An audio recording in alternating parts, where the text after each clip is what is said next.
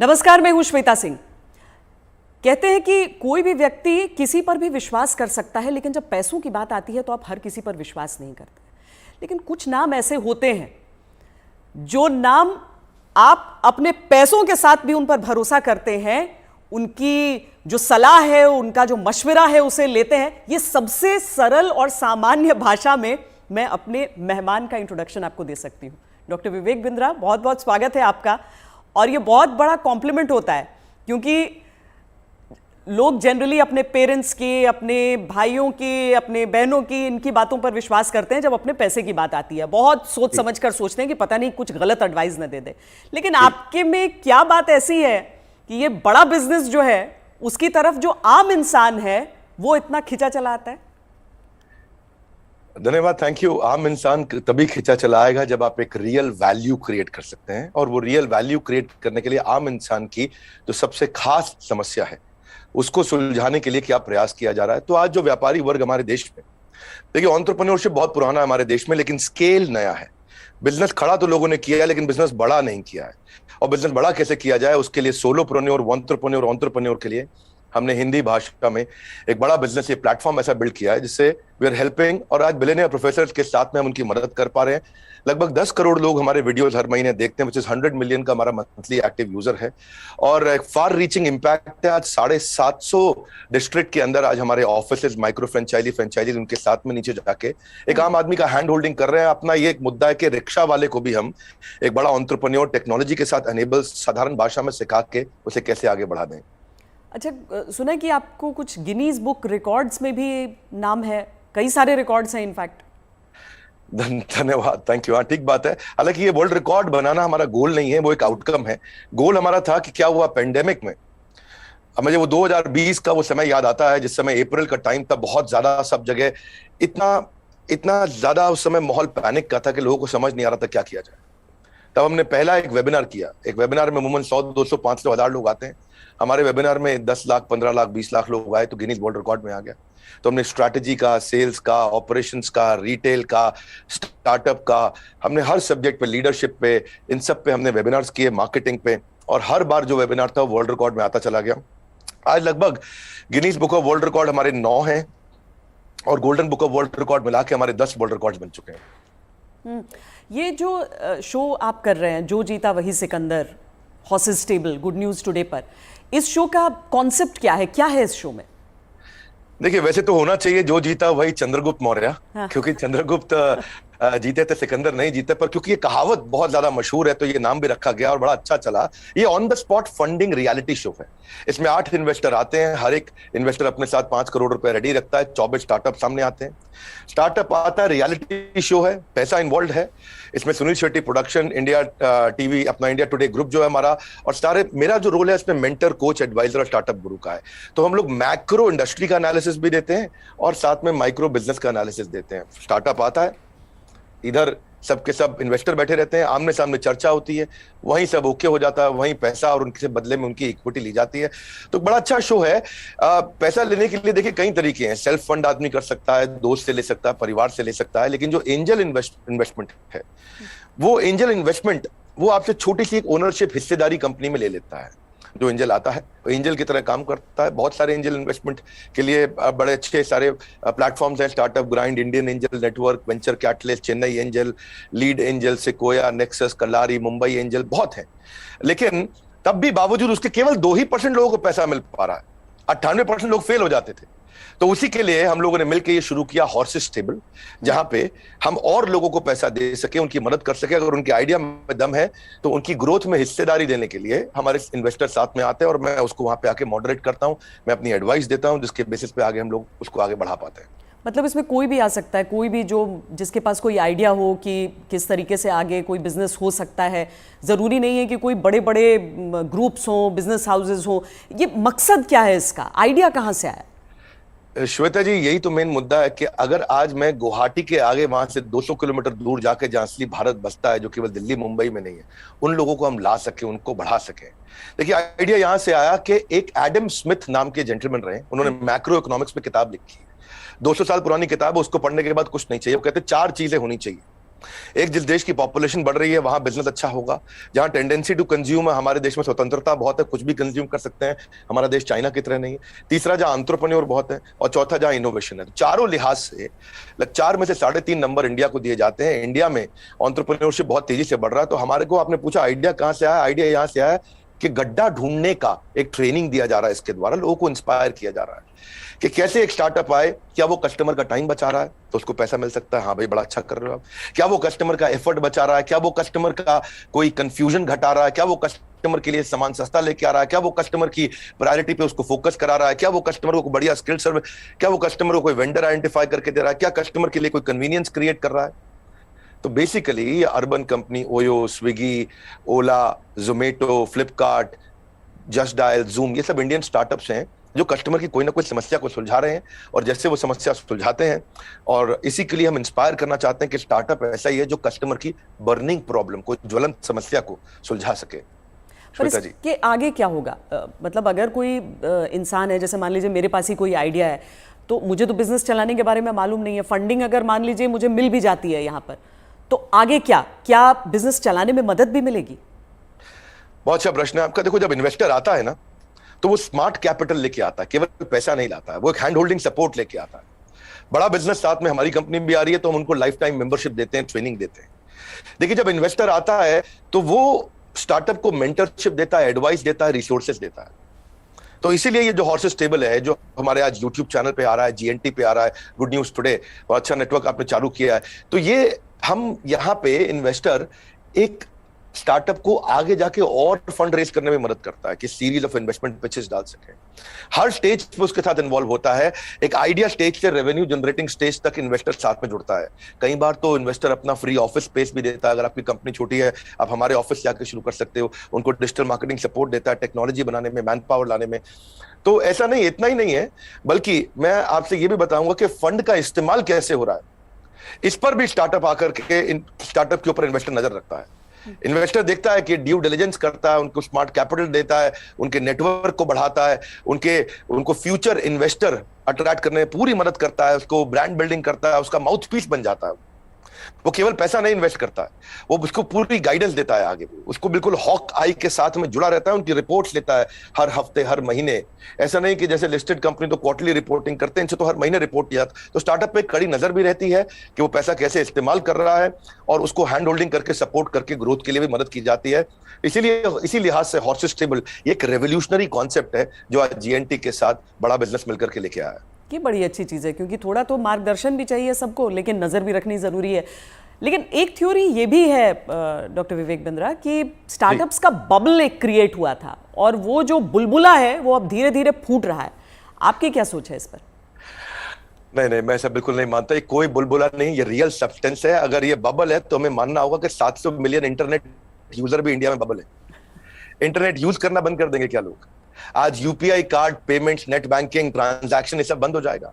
अक्टूबर में ही साल $100 बिलियन की ट्रांजैक्शन यूपीआई पे इंडिया में हुई है। ये स्टार्टअप का नतीजा है। रेवोल्यूशनाइज किया है डिजिटल ट्रांजैक्शंस को, ये स्टार्टअप का नतीजा है। बहुत सक्सेसफुल स्टार्टअप्स आ रहे हैं। 42 नए यूनिकॉर्न 1 साल में आए हैं। आप समझिए, जितने यूनिकॉर्न 10 साल में बने, यूनिकॉर्न का मतलब 7,500 करोड़ की कंपनी, जितने स्टार्टअप 10 साल में बने, उतने ही स्टार्टअप पिछले 1 साल में भी बन गए। तो ये बबल नहीं है। इंडिया इस समय टॉप 3 यूनिकॉर्न प्रोड्यूसर में जो स्टार्टअप के है उसका नाम आ चुका है। यानी कि हर 9 दिन के अंदर हमारे देश में एक नया $1 बिलियन स्टार्टअप पैदा हो रहा है। स्टार्टअप जो है ना, ये अब 2011 में 9.5 साल लगा करते थे, और उसके बाद ये समय कम होता चला गया। 2012 से जो स्टार्टअप आया वो 4.5 साल में $1 बिलियन हो गए। आप ये समझिए कि ट्रैवल एजेंसी जो होती थी वो Goibibo, Thomas Cook, Make My Trip में आ गई। सरकारी नौकरी घट रही है, स्टार्टअप बढ़ रहे हैं। पेपर अब डिजिटल हो गया है, किताबें किंडल में मूव कर गई हैं, बिजली अब सोलर होती जा रही है, रिटेलर अब अमेजॉन, फ्लिपकार्ट और रिलायंस पे मूव कर गया है, गाड़ियां ड्राइवरलेस हो रही हैं, ब्लॉकबस्टर सीडी को खत्म करके यूट्यूब, अमेजॉन प्राइम, नेटफ्लिक्स आ गया है, सेल फोन के बिल अब घट रहे हैं, इंटरनेट के बिल बढ़ रहे हैं, गाड़ियों की सेल घट रही है, ओला उबर बढ़ रहा है, रेस्टोरेंट शटडाउन हो रहे हैं, ऑनलाइन फूड डिलीवरी बढ़ रहा है। आज बच्चों को जो है ऑनलाइन स्टडीज उनकी बढ़ गई है, प्राइवेट कोचिंग घटती जा रही है। इसका मतलब क्या है, जो स्टार्टअप है ना वो एक रेवोल्यूशन है। पहले कबूतर चिट्ठी लेके जाता था, आज व्हाट्सएप चिट्ठी लेके जा रहा है। इसके बीच में बहुत लंबी जर्नी थी, और सिलिकॉन वैली में कम से कम 15 स्टार्टअप ऐसे बैठे हैं जो व्हाट्सएप के खात्मे की तैयारी कर रहे हैं। और नेक्स्ट जो रेवोल्यूशन आएगा, नेक्स्ट सिलिकॉन वैली आने वाले समय में बेंगलुरु से शुरू होकर के भारत से ही आगे निकलेगा। वाह, क्या बात। लेकिन कई स्टार्टअप्स फेल भी तो होते हैं, कई स्टार्टअप्स फेल हो जाते हैं, इसकी वजह क्या रहती है? श्वेता देवी, ऐसा स्टार्टअप फेल होने के मेन 8-10 बड़े कारण होते हैं। पहला तो कोई डिफरेंशिएशन ना हो, आप वही कर रहे हो जो बाजार में सब कर रहे हैं। दूसरा, फोकस की कमी हो, सारी चीजें करने में लगे हैं, फोकस नहीं है। तीसरा, उनकी एग्जीक्यूशन की स्पीड कमी है। चौथा, अगर बिजनेस अच्छा ले भी आए तो रेकरिंग रेवेन्यू नहीं है, वो कस्टमर के साथ माल दो पैसा लो रिश्ता खत्म। रेकरिंग रेवेन्यू यानी कि बार बार उसके साथ ट्रांजैक्शन होना चाहिए। पांचवा, कि वो अपनी टीम अच्छी नहीं बना पाते, दे हायर पुअरली, और एक कमजोर टीम लेके आते, एक कैटेगरी टीम नहीं बिल्ड करते। वो कुछ ऐसा बना बैठते हैं, गलती से एक और गलती एक करते हैं कि वो जो मेरे को अच्छा लग रहा पर कस्टमर को उसकी जरूरत नहीं, यानी कि कस्टमर अनफ्रेंडली प्रोडक्ट बना देते हैं, कस्टमर का फीडबैक नहीं लेके आ पाते हैं। पैशन नहीं होता है, प्रॉफिट के चक्कर में चले गए लेकिन पैशन नहीं है, ये बड़ा जरूरी है। आंसर बड़ा महत्वपूर्ण है। जो आज व्यूअर देख रहे हैं उनको ये समझना चाहिए कि अगर बिजनेस मॉडल और रेवेन्यू मॉडल कमजोर है, प्री मैच्योर स्केल किया, बिजनेस खड़ा हुआ नहीं, बड़ा करने पहले निकल गए, बिना टेक्नोलॉजी के स्केल किया और उसके चक्कर में फिर आपने कर्जा भी ले लिया, तो फिर जो है वो एग्जीक्यूशन और स्लो होगा, प्रॉफिट और कैश फ्लो खत्म होगा, और फिर कैश बर्न आउट के बाद आप फंड भी रेज नहीं करेंगे। यही मुख्य कारण होते हैं कि स्टार्टअप फेल होते हैं। तो पहले बिजनेस को खड़ा करना है, बाद में बिजनेस को बड़ा करना है। क्या हम समझे कि एक स्टार्टअप कल्चर है अब, और ये डेवलप हो रहा है, और ऐसे में भविष्य से आपकी क्या उम्मीदें हो जाती हैं? देखिए, स्टार्टअप का कल्चर अब डेवलप हो रहा है इंडिया में। पिछले काफी समय से हम ऑब्जर्व कर रहे थे, नंबर 1 पे सिलिकॉन वैली, न्यूयॉर्क सिटी, उसके बाद London, Chicago, Los Angeles, Seattle, Boston, Berlin, Tel Aviv Israel में जो है, और सिंगापुर। यही केवल 10 शहर थे दुनिया के अंदर जहां स्टार्टअप्स बिल्ड हुआ करते थे। अब अचानक बेंगलुरु बहुत तेज आगे आया। हम जो पीछे थे अब हम आगे बढ़ रहे हैं। परंतु क्यों हम पीछे रह गए थे और भविष्य में कैसे आगे बढ़ेंगे उसको समझते हैं। हम पीछे इसलिए रह गए क्योंकि हमारा इंडियन एजुकेशन सिस्टम बहुत कमजोर था। इंसान को रोटी कपड़ा मकान के अलावा सबसे ज्यादा जरूरी है शिक्षा, और यहाँ पे ग्रेजुएट इतने प्रोड्यूस हो रहे हैं जितने कंज्यूम नहीं हो रहे थे। Real time corporate campus experience नहीं है, पढ़ाई पुरानी है, स्टैग्नेंट सिलेबस है, कन्वेंशनल थियोरेटिकल क्लासरूम अप्रोच थी। इस चक्कर में अंडर एम्प्लॉयमेंट जो है वो अनएम्प्लॉयमेंट से ज्यादा बड़ी समस्या है। आज राजनेता लोग सबके सब हमारे यहाँ पॉलिटिक्स में अनएम्प्लॉयमेंट की बात करते हैं, लेकिन अंडर एम्प्लॉयमेंट कितनी बड़ी बात है कि अब ग्रेजुएट पोस्ट ग्रेजुएट को 14,000 रुपए की तनख्वाह मिलती है, पीएचडी होल्डर को आज अगर 20,000 की तनख्वाह मिल रही है तो कितना बुरा हाल है। लो इंडस्ट्री डिमांड है, इनकॉम्पिटेंट फैकल्टी है, जो कॉलेज में पढ़ा रहा है उसको पढ़ाना नहीं आ रहा, कॉलेज में प्रोफेसर वो बन रहा है जिसको कोई नौकरी नहीं मिल रही है। तो स्टूडेंट की एस्पिरेशन बहुत थी, प्रिपरेशन यहाँ थी, प्रिपरेशन है नहीं, एस्पिरेशन बहुत ज्यादा है। उस चक्कर में हमने हार्वर्ड के प्रिंसिपल्स को इंडिया में अडॉप्ट किया कि 80% case study, 10% project, 5% lecture, 5% learning, ये है 100% का पूरा मॉडल। और आप जो है ये जो आपका बेसिकली प्रश्न है कि कल्चर डेवलप हो रहा है, हाँ अब ये कल्चर डेवलप हो रहा है। ओरिजिनल क्वेश्चन आपका यही है कि कल्चर ऑफ इनोवेशन आ रहा है, और इससे ना इकोनॉमिक एक्टिविटीज, मनी सर्कुलेशन अपने आप इंप्रूव होता है, और इससे देश में फर्क आ रहा है। मेरा कंक्लूजन यही है कि लोगों के पास आइडियाज हैं, कैपेबिलिटी है। हमने जो ये शुरू किया है हॉर्सेस टेबल, जो जीता वही सिकंदर, ये एक ऐसा रेवोल्यूशनरी कॉन्सेप्ट है जिससे एक आम आदमी को भी ना मन में ये फीलिंग आ गया है यार आइडिया देने पे पैसा मिल सकता है तो मुझे भी कुछ करना चाहिए। केवल आइडिया देने पे पैसा मिल रहा है, भैया तो कमाल हो गया है, मैं भी आता हूं, मैं भी आगे बढ़ता हूं। बड़ा उत्साह इस समय बढ़ रहा है देश का। हमारे यूट्यूब चैनल पे हमको बहुत फीडबैक्स मिल रहे हैं, जीएनटी पे मैंने देखा बहुत से फीडबैक्स मिल रहे हैं, लोग बहुत पसंद कर रहे हैं, शेयर रेट बढ़ गया, वीडियो कंजम्पशन रेट बढ़ गया।